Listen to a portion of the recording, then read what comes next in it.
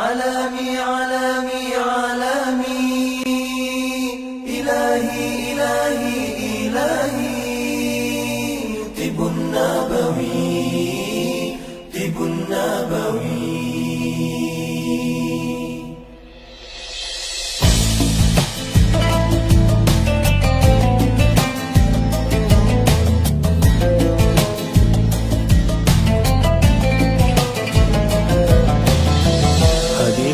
Sebuah rasa dari keinsafan dosa, langit pun terbuka, bintang bertaburan, indahnya, indahnya tawakal. Ud'uni astajib lakum.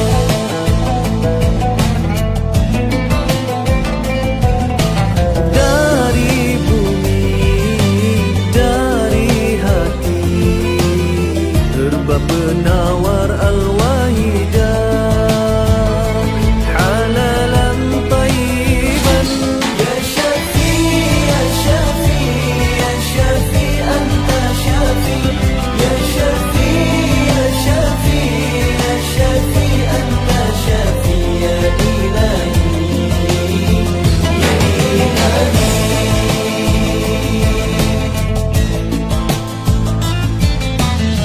Meratalah doa di langit luas, penuh harapan hati yang ikhlas, disinari cahaya Rabbani, syifa'un linnasi. Anta Syafi, Ya Ilahi, Anta Syafi, halalan tayyiban.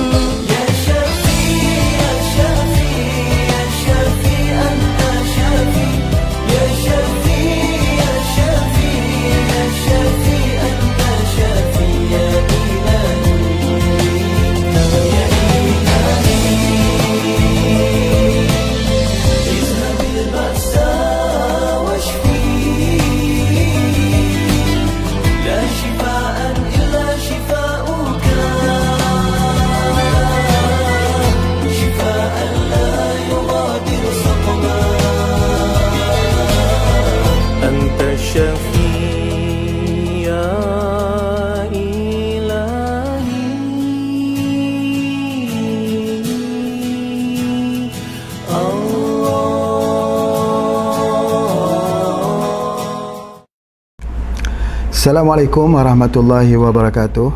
Alhamdulillahirabbil alamin, wassalatu wassalamu ala asyrafil anbiya'i wal mursalin Sayyidina Muhammad wa ala alihi wa sahbihi ajmain. Alhamdulillah, hari ini bersama lagi dengan Pak Haji kita mempelajari tentang ilmu pengobatan dan pengobatan herba bersifat alamiah, ilahiyah, pengobatan mengkaji tentang tib nabawi, pengobatan Nabi SAW dengan menegakkan tauhid dan menghindari syirik dengan kita mengambil daripada alamiah dan ilahiyah, insya-Allah. Baik, Pak Haji langsung saja ya pada soalan. Ada 8 pertanyaan yang kita harus jawab. Nanti kita cuba meneliti jawapan-jawapannya itu untuk lebih kita faham tentang bagaimana herba itu bekerja. Terima kasih atas kehadiran Bapak Ibu sekalian bersama dengan Pak Haji pada hari ini.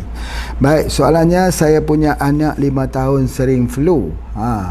Saya sedia IMS di rumah. Kalau kambuh flunya, saya semprot dekat mulut dan ubun-ubun, dan saya beri Spirumadu Kids. InsyaAllah hilang flunya. Tapi kalau saya tak kasih herba itu, dia flu lagi.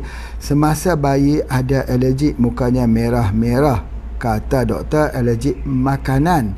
Kata doktor banyak lendir dalam paru-paru. Tolong saran Pak Haji herba yang tepat. Masya Allah ya. Alergik makanan ini salah satu yang telah Pak Haji perkatakan bahawa dia akan memberikan kesan banyak ya Kadang-kadang bulu kucing boleh jadi alergik. Ya, di rumah kita suka untuk jaga pelihara kucing memang baik ya. Tetapi kita kena tengok kadang-kadang ada anak-anak yang alergik. Itu yang tak bagusnya. Dan yang kedua, kadang-kadang rumah itu ada debu ya, debu di atas kapet, sawang ya. Itu juga boleh menyebabkan alergik. Dan ada juga alergik daripada makanan-makanan, itu yang biasalah, seperti mana yang telah kita bincangkan. Ada yang alergik dengan minyak wangi, pun begitu ya, kita guna minyak wangi dia alergik dan sebagainya. Jadi apa saja yang boleh menyebabkan timbulnya kesan alergik ini, yang menyebabkan jadi flu, jadi sesama ya, dan dia jadi gatal-gatal di kulit dan sebagainya. Masya Allah.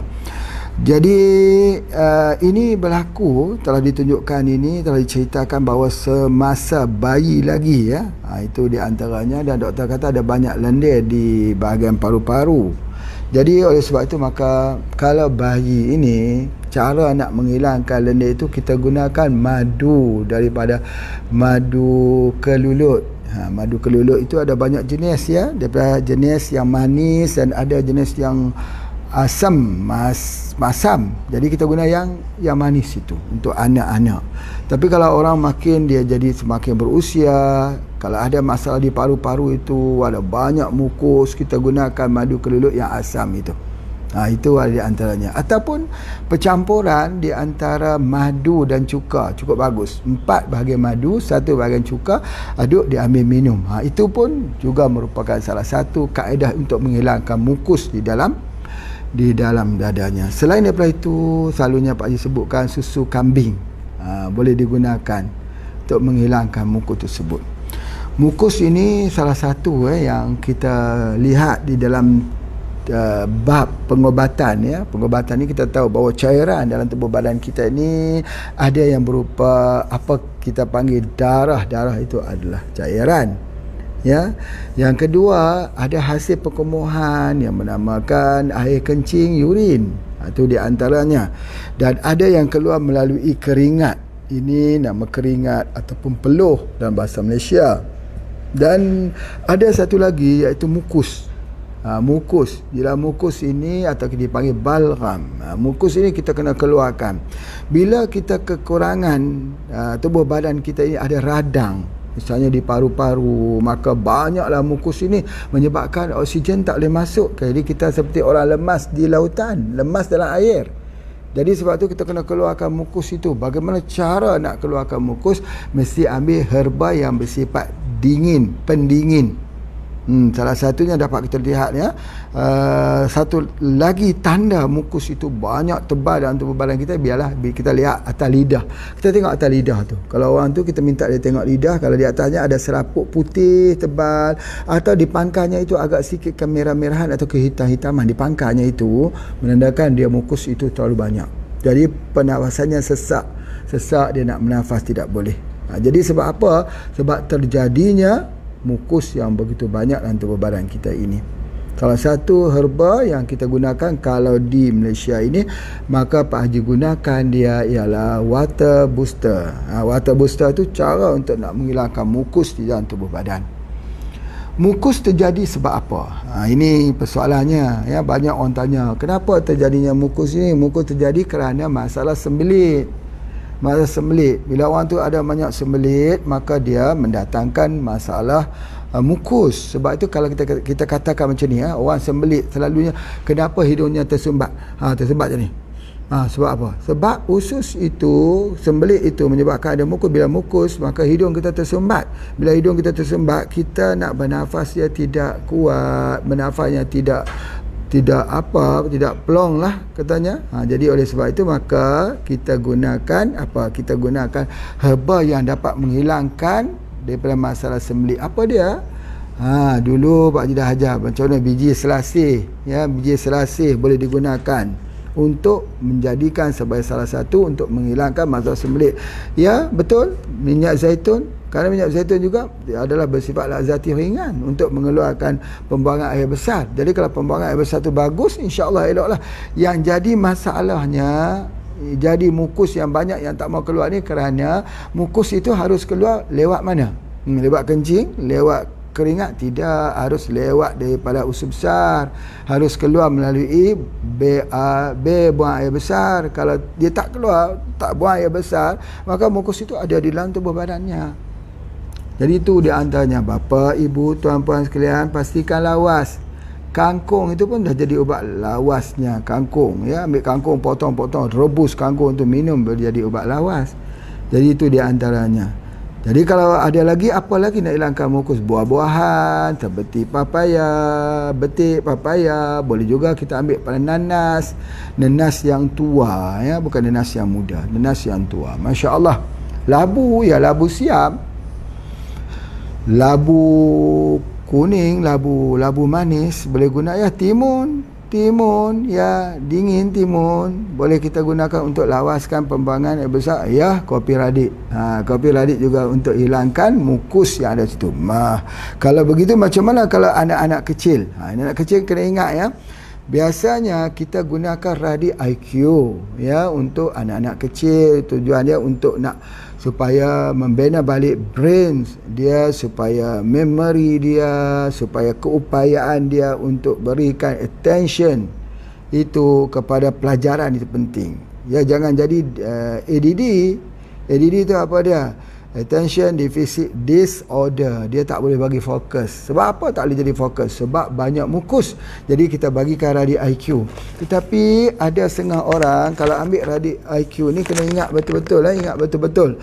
Ada orang tanya, bukankah ini guna coklat? Pak Haji, bila guna coklat kan anak-anak itu jadi sembelit. Betul. Kalau guna coklat, guna kokok, anak-anak jadi sembelit. Memang betul. Sebab itu hati-hati kalau bagi anak-anak minum coklat pada setiap hari, dia jadi sembelit. Dia sudah tak suka nak makan nasi, tak suka makan makanan lain, hanya minum saja daripada minuman coklat tersebut. Tapi ini tidak, dia sudah diberikan dengan pertama buah tin. Buah tin itu fig. Fig itu dia mengandungi bahan lazati yang sangat-sangat baik. Jadi oleh sebab itu maka insya-Allah dia akan jadi herba yang lawas. Jadi itu di antaranya. Jadi kita beri yang ni. Jadi kalau dia flu, apa yang harus kita beri? Berikan radik IQ. Ya, insya-Allah dia akan jadi yang baik, ya, dan menghilangkan lendir-lendir yang di paru-paru insya-Allah. Boleh juga ambil vitamin C, ambil rosella, ambil daripada air asam jawa, ambil juga daripada sumber-sumber daripada jus, buah-buahan dan sebagainya. Insya-Allah. Baik, itu soalan yang pertama. Kita tengok pula soalan yang kedua, ya. Soalan yang kedua ni pertanyaannya, mohon penjelasan herba-herba HPA yang boleh disinergikan, yang tidak boleh disinergikan. Apa herba yang boleh disinergikan? Ada herba yang tak boleh disinergikan, ada. Tetapi secara umum kesemua herba boleh sinergi secara umum. Tetapi secara khusus ada bagi, misalnya kita ambil syak katilak atau syak katilish. Itu harus dijarakkan sedikit dengan herba-herba yang lain. Ataupun kita ambil psyllium khas daripada pokok plantago. Kita tak boleh bagi bersama dengan obat-ubat untuk thyroid. Sebab apa? Sebab dia akan menghilangkan iodin. Jadi oleh sebab itu maka apa juga obat-ubat herba yang telah diberikan oleh HPA ini insya-Allah tidak mempunyai masalah. Cuma kalau sinerginya tak betul saja, dia tidak datang masalah tapi dia tak berkesan.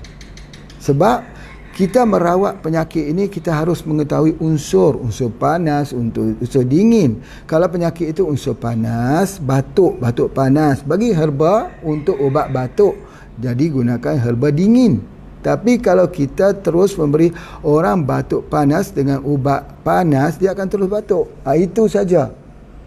Dia tidak menampakkan satu kesan samping. Tidak. Herba ni walau macam mana kita makan, salah pun herba kita makan, dia tetap membawa kebaikan. Sebab dalam herba ada antioksidan, dalam herba ada vitamin, ada mineral, ada active ingredient. Kalaupun tak tepat merawat sesuatu penyakit, tetapi dia tepat untuk memenuhi keperluan tubuh badan manusia.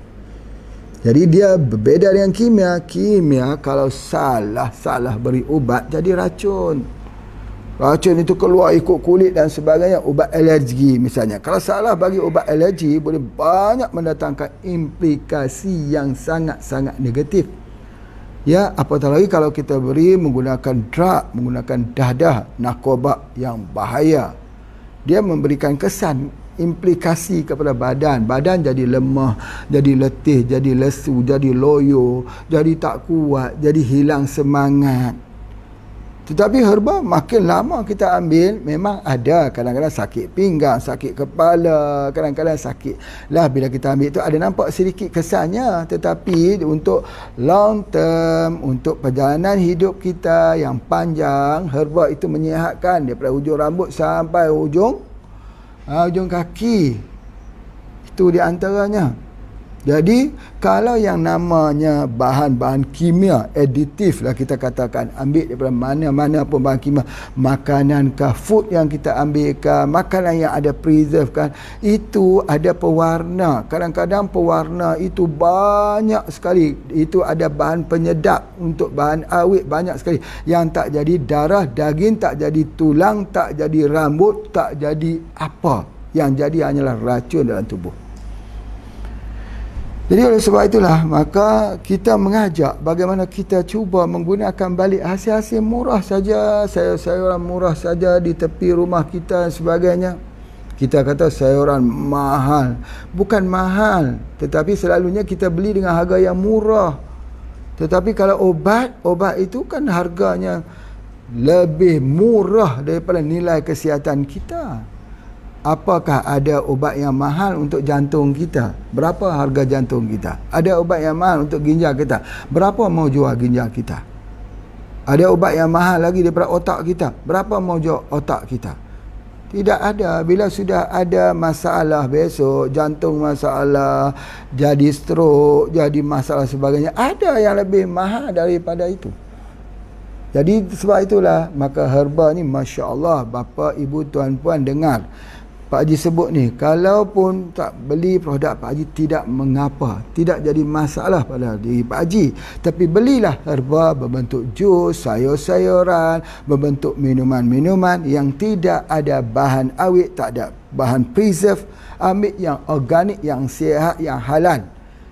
Itu adalah perjuangan daripada perjuangan ahli-ahli herba, perjuangan kita. Bukan perjuangan kita harus beli dengan barang kita, tidak. Kalau mau beli kopi, silakan beli kopi apa. Tapi satu, kopi jangan campur dengan lemak babi. Kerana banyak juga kopi yang dicampur dengan lemak babi kerana menimbulkan rasa. Yang kedua, kopi boleh ambil saja, tapi jangan campur dengan bahan flavor, dengan perasa kopi, bukan kopi yang sebenar. Kemudian diberi perasa kopi yang baunya semerbak, itu kimia sintetik. Boleh saja minum kopi, kalaulah kopi itu tujuannya adalah untuk kebaikan tubuh badan kita. Tapi ingat, kalau kita tak minum kopi itu, jangan jual kopi tersebut. Kalaulah Pak Haji tak minum kopi radik, Pak Haji tak boleh jual kopi radik. Itu khianat namanya. Sebab kita jual kerana wang, bukan kerana kebaikan, kebenaran pada kopi tersebut. Itu asas dia. Asas dia. Kalau keluarga kita tak sudi untuk ambil, jangan jual kepada orang lain.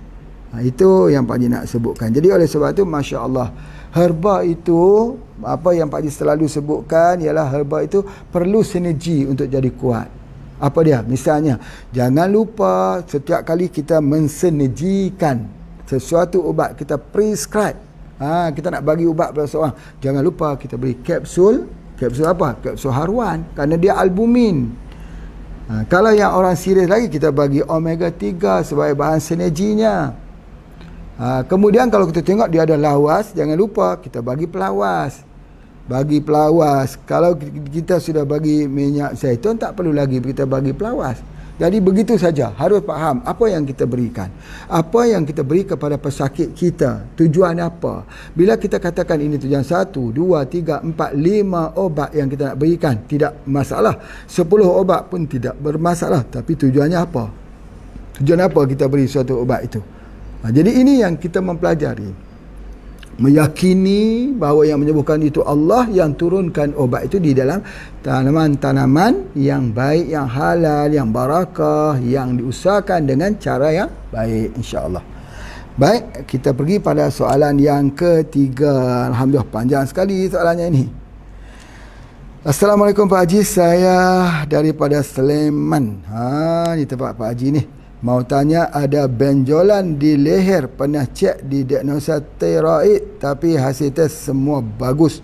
Ini berawal daripada melahirkan anak tahun 2008. Dulu diberi resep sama doktor tapi lupa nama ubat yang minum sehari 1 kali. Tapi kerana ada kekhawatiran, saya konsumsi hanya cuma 3 bulan. Yang harusnya terus menerus. Mohon solusinya. Saat ini saya konsumsi syak katilak sehari. Terima kasih sebelumnya. Itu di antaranya ya. Okey, masalahnya ialah tiroid ya, sejak daripada tahun 2008 lagi. Wah, lama ni. Ini sudah 2020, ini sudah berapa ya? 20, 2008, itu dah 22 tahun. Betul ya? Betulkah? 20 bukan. Cuma perlu berapa? 12 tahun. Alhamdulillah 12 tahun. Masya-Allah. Baik, kita tengok 12 tahun sudah menghadapi masalah tiroid ini. Maka doktor suruh ambil, dia tak mau ambil terus kerana takut. Ya, takut macam-macam kimia.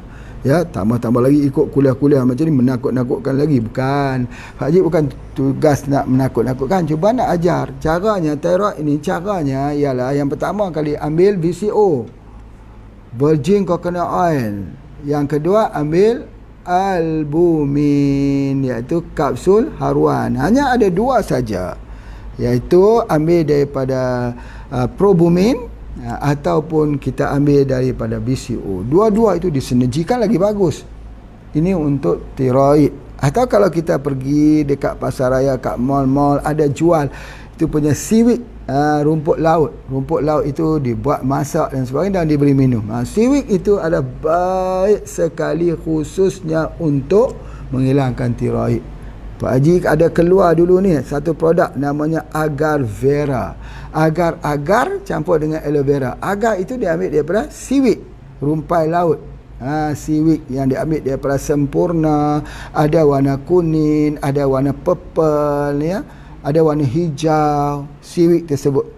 Jadi kita ambil, kita proses dia jadi bubuk, campur dengan aloe vera yang mengandungi polimanan ya, polimanan lidah buaya, ada polisakarida, campur dengan kedua-duanya itu maka jadi ubat untuk hilangkan tiroid. Masya-Allah, sangat baik pembengkakan tiroid. Jadi kalau sekarang ni apa yang kita nak gunakan? Boleh kita gunakan syak katilak, boleh, tapi terbaiknya ialah VCO, virgin coconut oil. Ni virgin coconut oil plus lagi dengan kapsul haruan. Haruan atau ikan gabus ataupun kita gunakan probumin.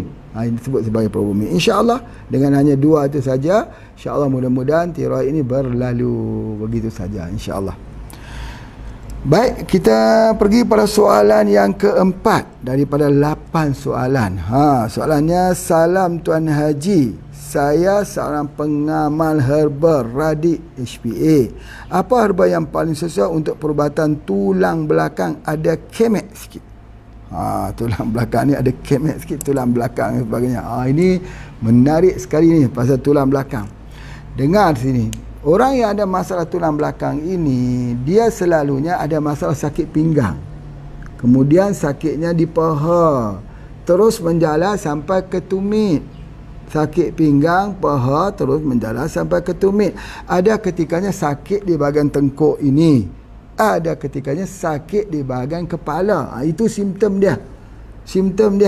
Jangan kita fikir ni kenapa pula sebagainya. Jadi nak sebut kata bahawa masalah tulang belakang ini selalunya orang lihat begitu ya. Tetapi perawatan untuk tulang belakang ini dia tidak kita sentuh dia kecuali kita buat pijatan yang Pak Haji telah tunjukkan itu, tetapi hanya menggunakan 2 saja.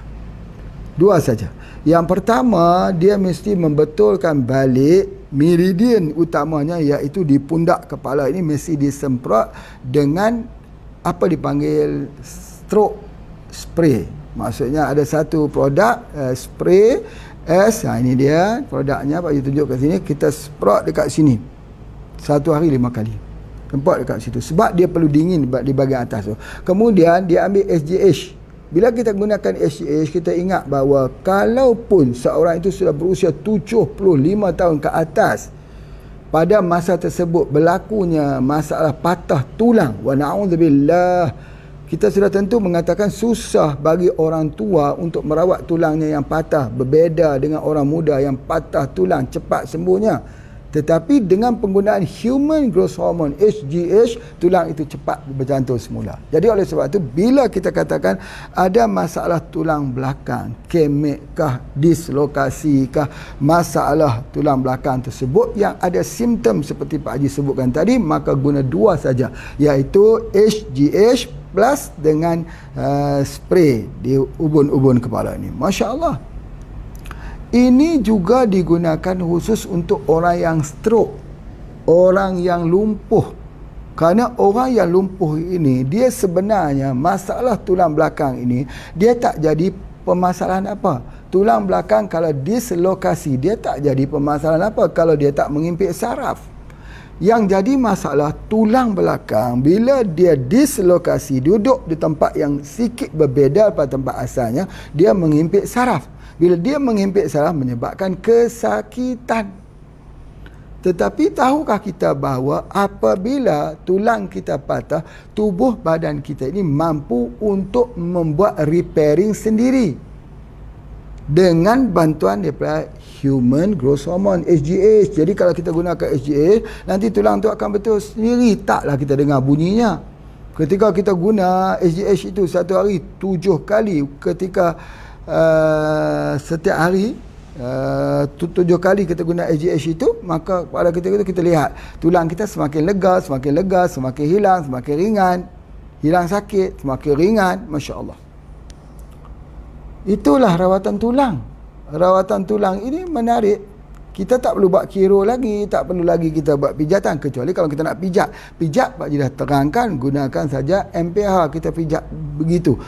Teknik ini teknik yang mudah kita lihat, tetapi mudah juga kita apply, tetapi mempunyai kesan yang kuat dalam tahap pengobatan. Lebih baik daripada kita buat fisio. Kita buat fisio exercise ini untuk membetulkan tulang belakang, tak betul juga, sebab tulang belakang itu sendiri bukan pernah betul. Sejak diciptakan Allah, tulang belakang mana ada yang lurus, dia pasti bengkok. Pasti bengkok itu mengikut kesesuaian desainnya tubuh badan manusia. Jadi oleh sebab itu kita tak boleh meluruskan tulang belakang, tapi membenarkan balik sebab tulang belakang itu berfungsi dengan cara apa? Cara menggunakan human growth hormone. Ketika kita kecil tersebut, kita tengok macam mana ketika anak-anak itu jatuh, bangun, jatuh, bangun, jatuh, bangun. Siapa yang pijat anak-anak?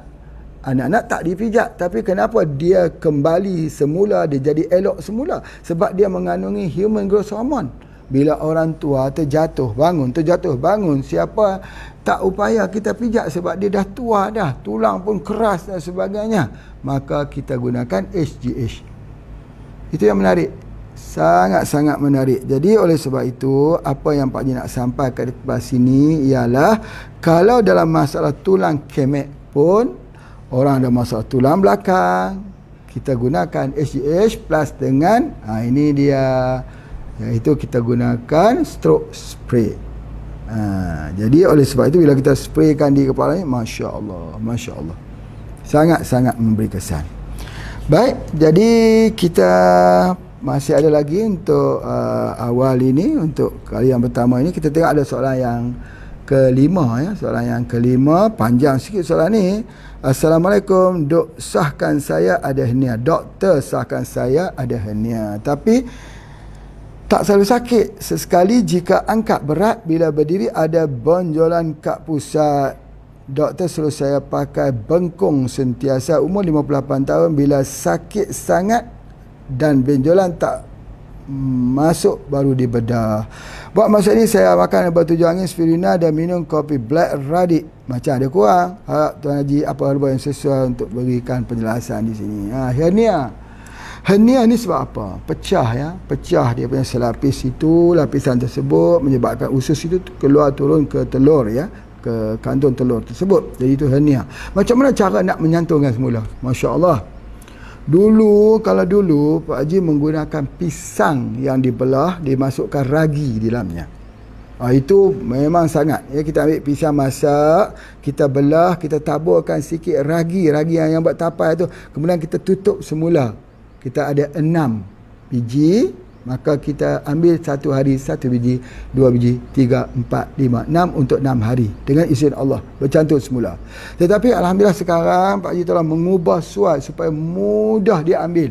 Nak belah-belah pisang ni, itu di antaranya. Jadi iaitu bentuk air yang dinamakan water booster. Masya Allah. Ambil saja water booster, ambil minum, insya-Allah dia bercantum semula. Kalau anak kecil lagi cepat, kalau orang dewasa lambat sikit. Campur batu angin boleh, campur dengan kapsul radik boleh, nak campur dengan apa pun boleh, tapi yang penting water booster. Jadi itu di antaranya satu kaedah yang lebih cepat. Sebab dalam masyarakat kita pada hari ini, kita sudah tak sama seperti dulu. Dulu orang sabar nak rebus akar kayu, nak minum, pahit pun minumlah juga. Istiqamah sekarang ni, kalau kita rebus kadang-kadang hangus dengan akar kayunya jadi hitam. Yang pertama. Yang kedua diminum sekali, kepada dia tak minum dah. Macam mana nak sembuh kalau begitu? Jadi maka Pak Haji fikirkan, kita tak boleh buat gitu. Kita kena buat dalam bentuk air yang paling mudah, yang tak ada rasa, yang tak ada warna. Tuangkan saja, dia minum. Campurkan dia satu tutupnya, misalnya satu tutupnya ini dimasukkan ke dalam 1 gelas air. Tutup, aduk-aduk dan minum. Masya Allah, sembuh dengan izin Allah. Baik, kita berhenti dulu di pertengahan ini untuk kita berikan laluan pada iklan. Terima kasih.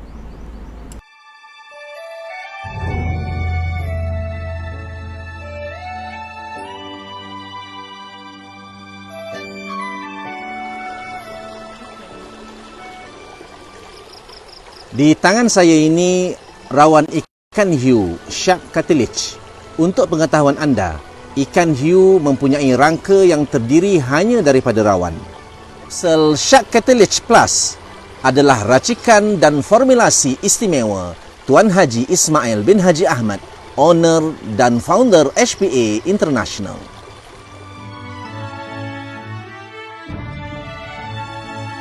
Merawat kanser, cepat menyembuhkan luka luar dan dalam, merawat gastrik, merawat semua penyakit kulit, menghilangkan garis penuaan, anti pembukuan di dalam darah, merawat kaki dingin, antibiotik alami, membekalkan oksigen, merawat masalah mental.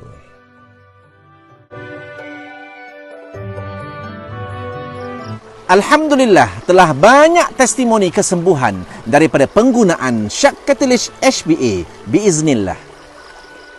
Dapatkan Shark Cartilage Plus keluaran HBA International.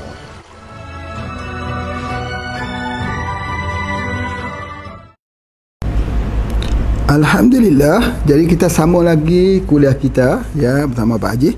Okey, soalan yang ke-6, ada penyakit darah tinggi, migrain, resdung, semput, obesiti juga. Masya Allah ya, komplikasi sekali ni.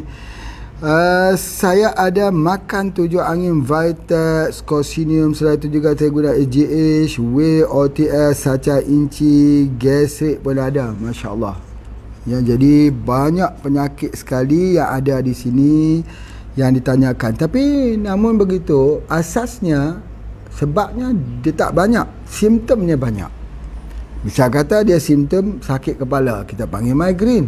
Misalnya resdung, dia gatal-gatal dekat muka, padahal sakit kepala, migrain itu dengan resdung itu sama saja, duduk di bahagian kepala. Orang resdung selalunya migrain. Yang itu di antaranya. Kemudian semput, betul. Selalunya bila dia semput, berartinya dia kekurangan apa? Kekurangan di sudut oksigen. Bila dia kurang oksigen, dia sakit kepala. Itu di antaranya. Kemudian dia jadi obesiti. Jadi itu adalah di antaranya. Jadi walau macam mana pun, kita tengok macam mana kita nak merawat bagi masalah begini. Ada satu produk yang Pak Haji keluar namanya Stoma K ataupun Stoma K. Kalau Dian ini ada satu produk yang sama. Ini dia yang Pak Haji keluarkan, ambil pada asam glugon, namanya Asam Slim.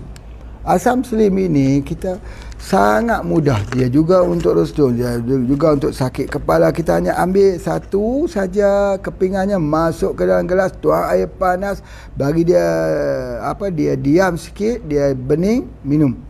Kalau dia bening lah, dia sejuk sikit, dia minum. Jadi bila kita minum tu, apa yang berlaku? Najis nanti keluar, kotorannya keluar bersama dengan lemak dan minyak. Jadi lemak dan minyak inilah yang menghalang sebenarnya daripada herba kita berfungsi. Kita makan herba banyak. Ya, dia kata saya makan macam-macam. Ambil wave HG, HOTS saja inci, tapi tak sembuh-sembuh juga. Tak masuk lagi Vitab, tak tujuh angin lagi, tak sembuh juga. Macam mana nak sembuh? Ni, selagi tinggi ni, apa dia panggil lemak trans ini yang ada di bahagian perut. Lagi buncit perut kita, lagi susah herba itu diserap sebab terhalang dengan kehadiran lemak yang ada dalam tubuh badan kita. Jadi oleh sebab itu, apa yang mesti lakukan? Kalau orang itu ada lemak, tetapi kadang-kadang kurus pun ada lemak, ya. Jadi itu yang mesti kita ingat. Jadi dia mesti keluarkan lemak itu terlebih dulu. Kalau dalam istilah apa disebut? Istilah dipanggil fatty liver. Fatty liver, lemak di bahagian liver. Jadi fat itu atau fatty liver itu berada pada liver, menyebabkan herba kita dia tidak boleh diambil dengan berkesan. Jadi banyak orang sebut saya makan herba tak berkesan. Sebab apa? Sebab lemak tinggi. Terutama di bahagian mana? Di bahagian perut. Di bahagian perut ni, kalau kita pegang perutnya buncit betul, keras lagi. Itu dia. Macam genar raya tu sebagainya. Jadi itu mesti dikuruskan terlebih dulu. Ni. Ini dia, apa herbal ni? Ini dia panggil asam selim. Asam selim tu Pak Haji yang bagi nama. Dulu nama asam gelogo, asam keping. Kalau beli di kedai-kedai pun banyak asam kepingnya. Tapi kalau di kat sini, ini dihasilkan asam keping yan. Jadi namanya asam selim. Supaya orang tu fikir tentang slim. Dalam tubuh badan kita ini, bila ada banyak lemak tak keluar. Makan apa pun, makan ubat kurus tak keluar. Kalau makan ubat kurus yang kita ambil di mana-mana pun kena hati-hati. Ramai yang sudah meninggal dunia kerana ambil ubat kurus, gara-gara nak kurus. Kerana bila dia ambil ubat kurus tadi akan efek kepada liver, menyebabkan dia akan kena demam kuning, mata dia jadi kuning dan akhirnya dia meninggal. Sebab apa? Gara-gara nak jadi kurus, livernya rosak. Ya, rosak. Jadi oleh sebab tu WHO memutuskan bahawa ada bahan yang dikenali sebagai hydroxy citric acid. HCA, bukan HPA, bukan. H hydroxy, C citric, A acid. Kalau kita kata asam citrik. Jadi oleh sebab itu, asam ini ada di mana? Ada di dalam Garcinia, pokok yang kita panggil pokok asam keping, ya, kita panggil asam gelugor, itu ada HCA-nya. HCA ini bila kita ambil dia satu ni, dia memang cepat. Kalau darah tinggi, insya-Allah confirm dengan izin Allah cepat turun. Jadi sebab itu kalau kita tengok orang tu ada kolesterol tinggi, bagi asam keping, ya, asam slim, bagi dia minum. Nanti bila dia minum itu, dia keluar lemak, dia keluar minyak itu, Masya Allah. Lama kelamaan tubuh badannya itu dah boleh absorb dah herba-herba yang kita bagi. Jadi barulah ada kesembuhan, barulah darah tinggi, migrain, resedung, semput dan obesiti ini boleh berlalu pergi apabila kita merawat tu betul dengan caranya. Kalau tidak ada asam keping, apa yang mesti saya lakukan? Itu nama stomaka itu adalah asam keping. Ya, juga kita menggunakan Tetrasera indica. Baik, apa yang Pak Haji nak sebutkan dekat sini, bagaimana cara dia? Kita kena ambil dulu daripada stomaka atau stomake, pelaskan dia, ambilkan bersama dengan dia dengan minyak zaitun. Bila kita ambil minyak zaitun, dia akan keluar bersama minyak. Najis kotoran akan keluar bersama dengan minyak, bersama dengan lemak kolesterol yang keluar, terpecah. Itu di antaranya. Dan bila orang itu obesiti, kenapa saya makan herba bagi kurus tak kurus-kurus juga, Pak Haji, dia tanya. Soalannya bila orang ada fatty liver, kadang-kadang untuk nak membuang lemak yang ada di liver itu perlu 6 bulan. Jadi 6 bulan tidak menunjukkan reaksi. Kadang-kadang memerlukan sampai 1 tahun. Jadi oleh sebab itu dia perlu meneruskan lagi tak? Teruskan. Walaupun lemak itu kita tak nampak di sudut, dia kurus 5 kilo, turun berat badan 10 kilo, hanya turun setengah kilo saja. Tetapi proses kesembuhan itu sedang berlaku dalam tubuh badannya. Sebab itu kena istiqamah. Apa pun kena istiqamah. Kalau makan hari ni nak sembuh esok, mana boleh herba makan hari ni sembuh besok, tak boleh. Kecuali ada satu lagi herba yang kita keluar dekat sini. Apa dia? Iaitu herba untuk hilangkan racun daripada racun serangga yang bisa seperti tawon dan sebagainya. Kita ada satu yang kita keluarkan, kita letak di situ. Dia boleh hilang dalam masa 10 minit. Hilanglah racun, bisa itu sakit dan dia hilang sebagainya. Dan lain yang dalam internal tubuh badan kita perlu masa. Sama seperti Pak Haji sebutkan. Kalau kita amal ubat-ubat kimia sudah 10 tahun Pak Haji amal, 20 tahun. Tapi kenapa baru seminggu saja amal herba kita sudah bertanya, bila saya boleh berhenti? Atau soalan yang kedua yang lebih lunak, lebih halus lagi, sampai kapan saya harus minum obat ini Pak? Sampai kapan-kapan? Sampai kapan-kapan? Maksudnya bukan sampai pakai kapan, bukan. Ini sampai kapan-kapan, sampai bila-bila lah maksudnya, ya. Sampai bila-bila. Bapa ibu jangan tanya kapan mau berhenti bila sudah ambil herba. Selagi kita makan, selagi kita minum, tidak boleh berhenti. Sebab apa? Sebab racun itu berada di keliling kita, kuman itu berada di sekitar kita. Kalau kita tak makan, nanti kuman itu menyerang. Bila sudah menyerang, kita sudah tertidur. Tertidur di mana? Di rumah, di kamar. Di kamar mana? Kamar rumah sakit. Kita sudah tak boleh lagi untuk beraktivitas, sudah tak boleh lagi untuk berbisnes produk-produk Pak Haji ni, produk-produk halal ini. Banyak melihat masa depan dengan bermenung. Termenung saja, kenapa ini hatinya tak gembira Pak? Kenapa aku sakit? Kenapa sakit? Sebab aku tak mau makan herba ini, istiqamah. Ya, itu di antaranya. Jadi apa yang Pak nak sebutkan di sini ialah herba itu sudah betul yang dimakan oleh ibu tentang ubat ini sudah betul, tapi dia ada masalah mungkin lemak dalam tubuh badan yang tinggi, maka perlu ambil minyak zaitun untuk pecahkan lemak dan juga ambil daripada stomaka. Baik, itu di antaranya. Kalau tidak ada itu, apa yang saya dah ambil untuk menghilangkan lemak dalam tubuh badan kita ini?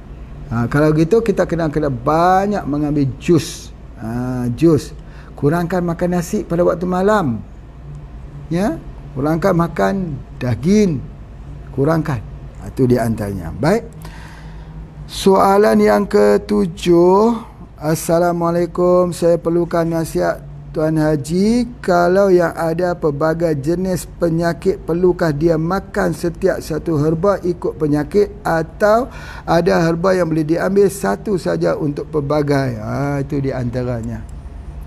Kalau ada banyak jenis, darah tinggi ada, kencing manis ada, lemah jantung ada, migrain ada, asam urat ada, artritis reumatoid artritis ada sis, ada kista ada, semua nak kena makan semua ubat kah?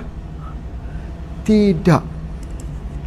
Maka yang pertama apa dia? Buat dulu pembersihan, colon cleansing.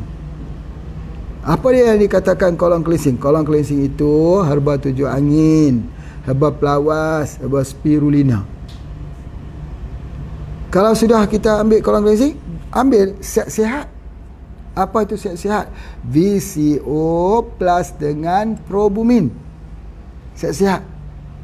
Nanti satu-satu penyakit kita itu akan berguguran, kecuali kalau ada kanker, sis. Ini harus diubat secara terus menerus dengan herba-herba. Jadi baik ada herba, ada penyakit yang dirawat dengan menggunakan nutrisi herba, mineral, vitamin, kita gunakan flavonoidnya, kita guna beta carotinnya, kita gunakan antioksidannya, ada. Tetapi ada penyakit yang dirawat dengan menggunakan bahan-bahan aktif di dalam satu herba. Dan satu herba ada satu bahan aktif. Herba ni ada bahan aktif ni. Herba ni ada bahan aktif ni. Jadi sesuatu herba itu mempunyai bahan aktif. Jadi kita gunakan bahan aktif tersebut untuk memukul penyakit itu supaya keluar dan sembuh dengan izin Allah jua. Yang menyembuhkan itu tetap Allah. Hakikat yang sebenar itu la ma'bud illallah. Tiada ada yang kita sembah melainkan Allah yang Maha Penyembuh. Kalau Allah kata tak sembuh, maka tetap tidak akan bisa sembuh. Jadi oleh sebab itu banyak-banyak berbohong dengan Allah yang bersifat asy-syafi. Ya, orang yang merawat orang pun banyak kena menyebut nama Allah Asmaul Husna. Dan begitu juga orang yang dirawat kena juga menyebut nama Allah. Bila bertemu dua doa daripada perawat, doa daripada orang yang sakit bertemu, maka pada ketika itu Allah ijabahkan doa, berlakulah kesembuhan dengan asbab ubat yang kita berikan itu, dengan jalan ubat yang kita berikan itu. Bila Nabi Musa AS bekerja di atas tariqud dakwah, menyampaikan risalah kepada Bani Israel yang berjalan pada waktu malam, ketika berhadapan dengan masalah laut yang terlentang di hadapannya, tidak ada kapal, tidak ada jalan untuk menyelamatkan diri, sementara di belakangnya ialah Firaun yang mengejar untuk membunuh mati. Maka pada ketika itu Nabi Musa diarahkan oleh Allah untuk memukul tongkat di tangannya itu dengan laut tersebut. Apa hubungan tongkat dengan laut nak dipukul? Nabi Musa terus mengangkat lalu memukul, tiba-tiba Allah membukakan jalan keselamatan untuk Bani Israel. Allah tidak berkendakkan pukulan tongkat tersebut. Kalau tak pukul tongkat, Allah itu kan kun fayakun, langsung jadi jalan, bisa. Tapi kenapa Allah mahu supaya kita berusaha? Berikan herba ini, mengkudunya, antirexnya, 7 anginnya, berikan. Nanti Allah akan bagi kesembuhannya. Maka pada ketika itu kita adalah seorang hamba. Hamba patuh ikut apa yang Allah Ta'ala sebut kepada kita. Itu di antaranya. Jadi Masya Allah, oleh sebab itu maka insya-Allah yang mengambilnya ini Pak Haji cadangkan pertama buat colon cleansing. Berapa lama buat colon cleansing? Biasanya 3 bulan. Kemudian bagi sihat-sihat berapa bulan? 3 bulan. Kalau ada sakit-sakit khusus, itu diberi pesakit itu dengan bahan-bahan yang khusus. Misalnya ada orang berjumpa dengan Pak Haji, selalunya dia kata, saya ni ada darah tinggi, saya ada kencing manis, saya ada kesemutan, saya ada masalah saraf, kaki saya sakit sekali, waktu malam panas sekali, bagaimana cara nak selesainya? Saya tak bisa tidur Pak, tak bisa tidur waktu malam, aduh badanku ini sudah tak kuat lagi. Tu soalannya begitu. Jawapannya ialah yang pertama sekali, kita berikan SGH. Sebab tidur ini kita nak jadi tidur seperti tidurnya anak-anak kecil. Kenapa anak kecil ketika dia waktu kecil dia tidur saja anak ni? Jadi dia tidur sebab dia ada SGH-nya yang tinggi. Kenapa bila usia sudah tua tidak mau tidur dia? Sebab SGH-nya kurang. Jadi kita berikan SGH. Dia kata, Pak, aku bukan soal tak bisa tidur, tak boleh tidur, tapi kakiku panas bagai dilayur api. Itu dia sebabnya. Kalau panas itu, kenapa panas? Tak tahu, aku tak tahu. Ini tanya sama Pak Haji. Kenapa panas? Panas sebab darahnya tak mengalir ke situ. Lalu apa yang mesti lakukan? Ya, kita obat dengan pengobatan sunnah Nabi SAW. Apa dia Nabi sebut? Nabi sebut tentang habbatus sauda. Beri dia minum dengan minyak habbatus sauda. Ini minyak habbatus sauda, bagi dia minum. Tadi sudah bagi HGH, Ini sudah bagi pula batu soda. Masya Allah.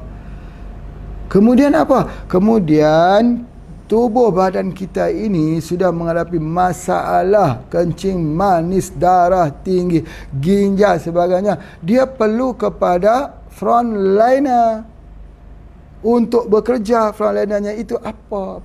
Ialah kapsul haruan. Sebab tu Pak Haji di sini guna banyak kapsul haruan, banyak sekali. Banyak orang yang dia coba, dia kata, saya coba tapi kenapa tak berkesan? Pak Haji coba, kenapa berkesan?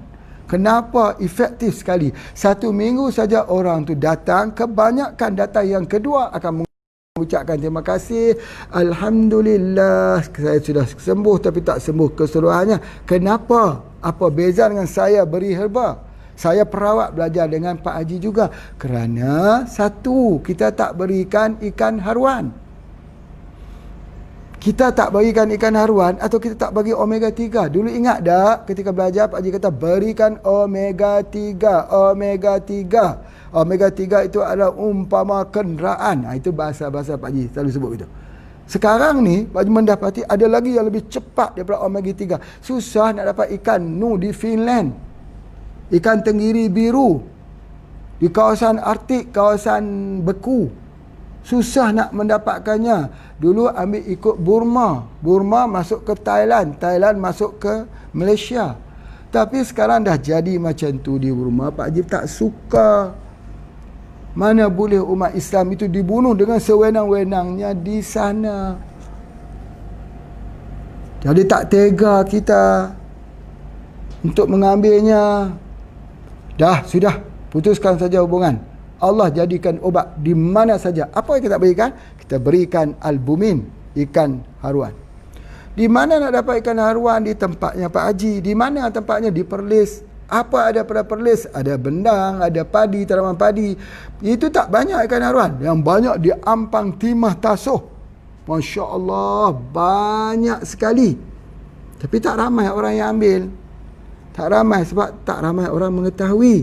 Bila mau pergi ambil ikan haruan sudah habis musim. Tunggu musimannya itu keluar. Beli sebanyak-banyaknya. Buat stok freezer. Freeze kan.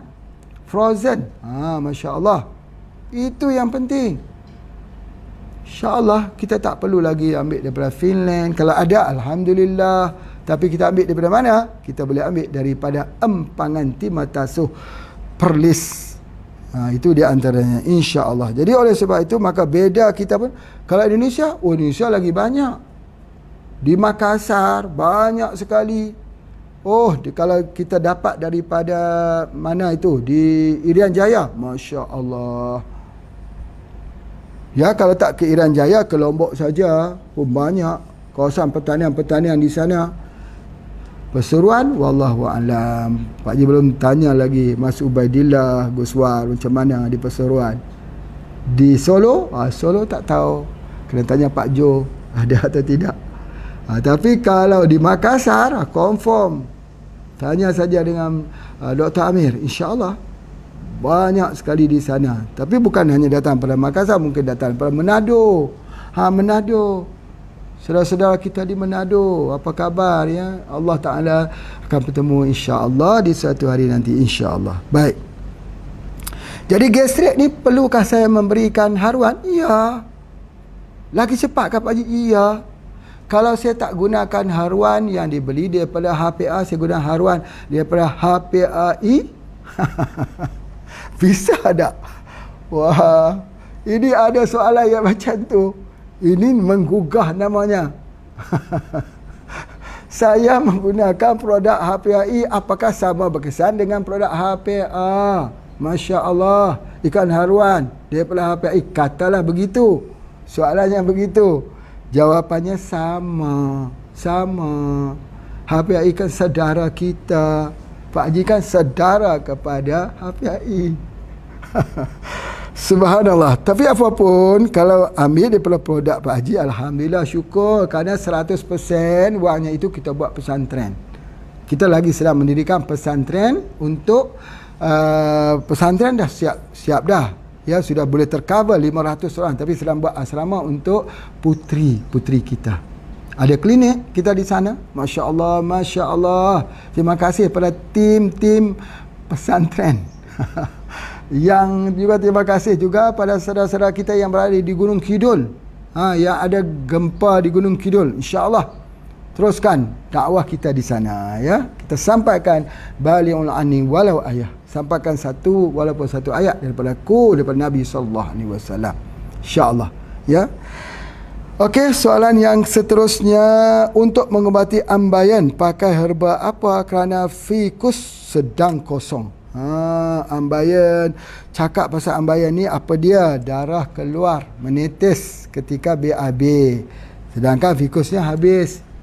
Macam mana kita nak gunakan? Jadi kita gunakan apa? Kita gunakan salah satunya boleh gunakan daripada pegagan. Teh pegagan tapak kuda itu boleh menghentikan pendarahan di usus.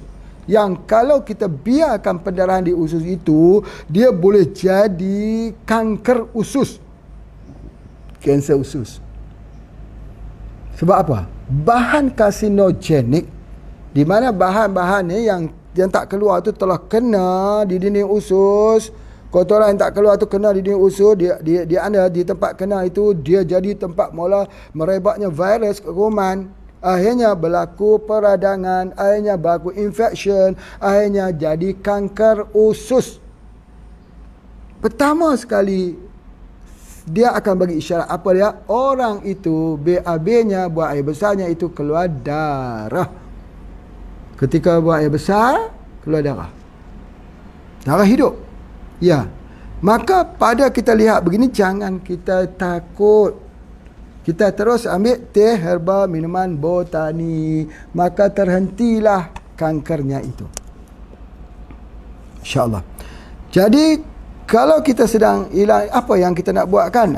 Kita ambil bajakah. Bajakah itu, iaitu akar yang menjalar, yang sifatnya adalah untuk menghentikan peradangan. Jadi kalau tidak ada fikus, ambillah bajakah. Ya. Jadi itu adalah antaranya. Apa yang Pak nak sebutkan dekat sini, bahawa jangan biarkan ambayan.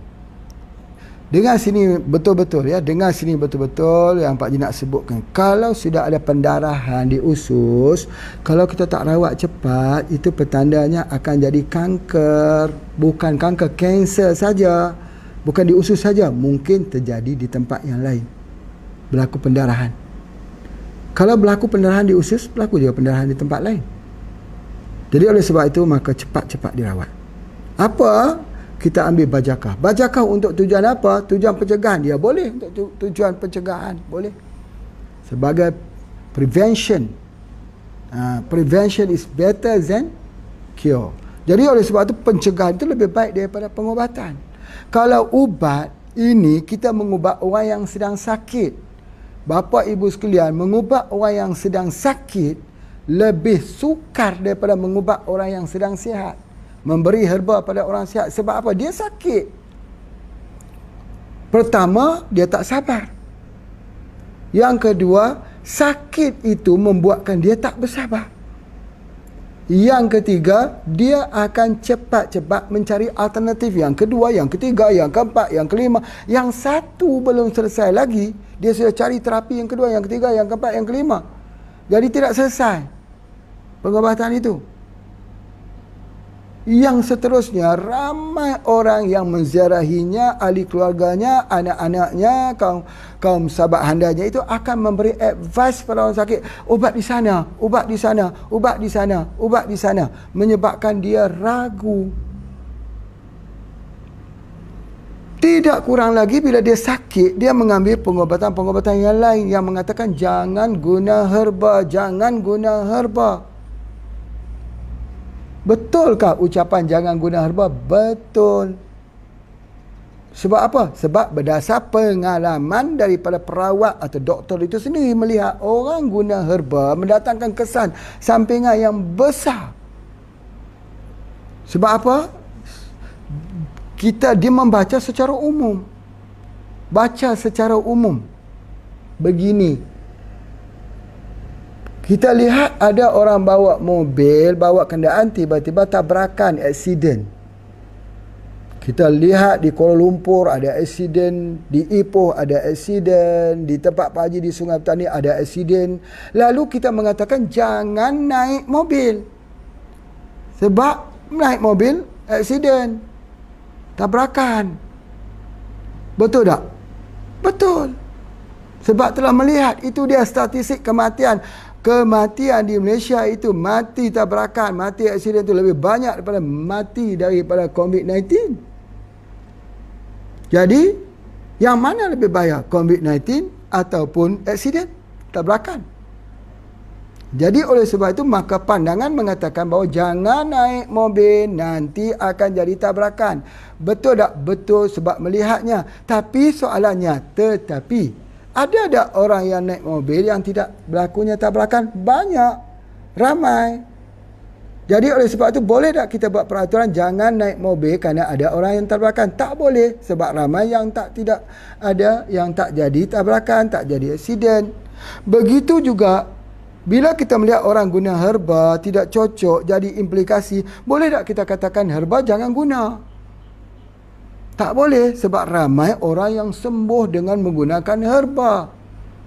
Malah herba itu datang lebih awal daripada ubatan yang lain. Cumanya herba itu kadang-kadang diambil oleh orang-orang yang tidak mempelajari, yang tidak belajar tentang ilmu pengobatan herba. Bila diambil oleh orang yang tidak pintar kepada ilmu pengobatan herba, maka ini menyebabkan satu implikasi kepada pesakit, dia tak bisa terang. Jadi oleh sebab itu, maka orang lebih suka pergi kepada dukun. Kerana dukun tak perlu guna herba, dia hanya perlu menggunakan perkataan, menggunakan air mineral. Dia perlu hanya dengan menggunakan doa, jampi, mentera. Orang akan pergi dekat situ. Jadi akan menyebabkan gambaran kepada pengobatan alternatif itu jelek, rendah. Dipandang orang pengobatan kita seperti dukun-dukun santet. Indonesia ni tengah riuh dukun-dukun santet ni. Jadi kita dipandang begitu. Kita bukan begitu. Kita adalah tip nabawi, mempertengahkan tauhid, memperkuatkan kalimah la ilaha illallah Muhammad Rasulullah, menghindari daripada yang haram, menggunakan pengobatan yang halal, menjaga akhlak ketika membuat perawatan, mempunyai etika-etika pengobatan Islam. Perawat mestilah orang yang tidak tinggal solat. Kalau dukun tu kan tak solat, maka nak dapat ilmu sakti tu kan tak boleh solat, tak bisa solat. Jadi kita ini kena solat. Kalau kita tak solat, macam mana kita nak berdoa dengan Allah? Kita kena banyak amal. Tapi bukan amal kita ini tujuan untuk mendapat habuan pada dunia ini. Bukan. Tujuan kita adalah untuk pengabdian, untuk jadi seorang hamba. Kerana kita tahu bahawa kita dilahirkan, kita dijadikan daripada air yang hina. Kemudian Allah akan berikan kita dengan tempat yang paling mulia, iaitu syurga. Dan Allah akan memanggil kita, mengambil kita duduk bersama dengannya. Jadi oleh sebab itu, maka pengabdian yang kita buat dalam bentuk perawatan, apa semua adalah pengabdian ubudiyah lillahi wahdah. Untuk kita bertakarub, hampirkan diri kita dengan Allah. Tak boleh sama dengan yang lain. Baik, terima kasih kepada semua yang bersama dengan Pak Haji pada hari ini. Kita jumpa lagi pada esok hari. Assalamualaikum warahmatullahi wabarakatuh.